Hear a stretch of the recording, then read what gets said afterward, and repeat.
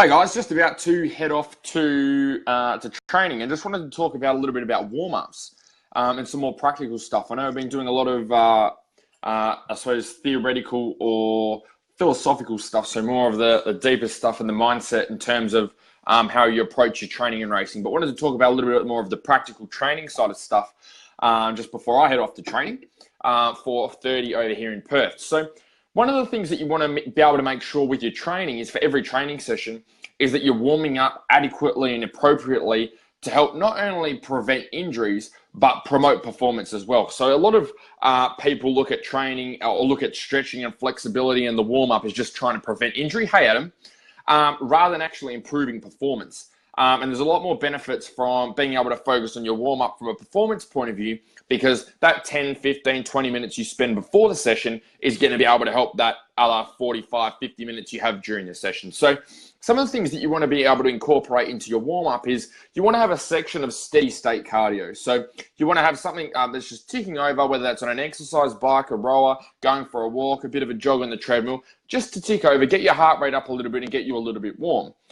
So that's the first thing you want to do. The next thing that you want to be able to do once you're warm, once you've got a little bit of movement happening, then you want to be able to focus on the mobility side of things. Okay, now static stretching is something that I don't recommend using, only because it's a very short-term thing. So what I mean by static stretching is when you are trying to stretch your muscle group out and you're just holding it at end range. So if you've seen these ones, okay, and you're just doing those ones or this, okay, or the quad stretches, hamstring stretches, the usual stuff, it's not going to give you a long-term fix. The reason that muscles get tight is for a specific reason. Something's happened. There's certain muscle groups not working. There's certain movements you do during the day that cause those muscles to tighten up.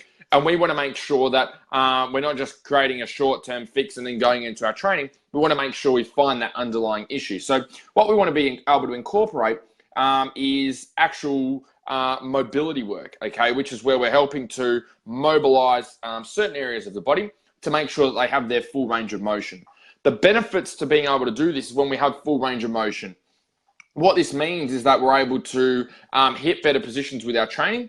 We're able to get into more efficient positions, which means that we prevent injury. But when we're also preventing injury, we're also improving our performance. So when we're more flexible, our joints can go through full range of motion. It also makes us a lot stronger because our body's not having to compensate in certain areas, use different muscle groups that it wouldn't normally use, okay, or get the knees caving in or the elbows coming out or whatever it is. Okay, we're going to have a lot better movement patterns, which means that we're going to be a lot more explosive and prevent injury at the same time. And this is obviously all going to carry over to your training. So imagine if we can get your squat, just your squat, 10% better, okay, from having an appropriate warm-up and mobility session beforehand. What that means is when we go into your session, we can get a heap better results from our squatting. Means you get stronger, means you improve your movement patterns, means you reduce the risk of injury, you become more efficient at movement, which means then when we apply that over multiple training sessions, over multiple weeks, we really start to see this a compounding effect of being able to constantly see progress with this movement on a continual basis. But you need to be able to put in the time beforehand, and you need to be able to have dedicated programming, much like you would for your normal strength and conditioning training beforehand, to make sure that you're stretching, to make sure that your warm-up, your mobility work is all programmed specifically to help you with the training you're doing. And on actual areas that you need fixed, okay? So a lot of people do stretching and mobility exercises on areas that don't really need to work. Okay, you need to be able to isolate the specific areas that need the most work. You can either, if you've got the knowledge to be able to do that yourself, or have someone to be able to help you, so that you're able to make sure that you can maximize the time you're putting into your warm-up and actually be able to see those results out on the weekend, and with your training as well. You want to be able to make sure that every single thing you do in your training, every single thing you do in the warm-up, in the flexibility, mobility component, in your strength, in your conditioning is there for a reason. You don't want to be doing anything that just fills the space, or you're doing it because the equipment's free, or because that seems like the cool thing to do. Every single thing you do needs to be able to bring you one step closer towards your goals. And you need to be able to make sure that everything you're doing has a purpose. If you're just going to the gym and doing stuff just for the sake of it, then you're wasting a lot of your time. You're going to find a lot of your drive is going to be zapped as well, because you're not going to be 100% sold on what you're doing. And the reason our programs do so well, this is not talking about our programs, but or the aim of this live stream is not to talk about our programs, but to help you guys in general. But the reason that the people on our programs do so well is because they have 100% confidence in the stuff that they're doing, because they've seen it work before and they're seeing everyone else get the results.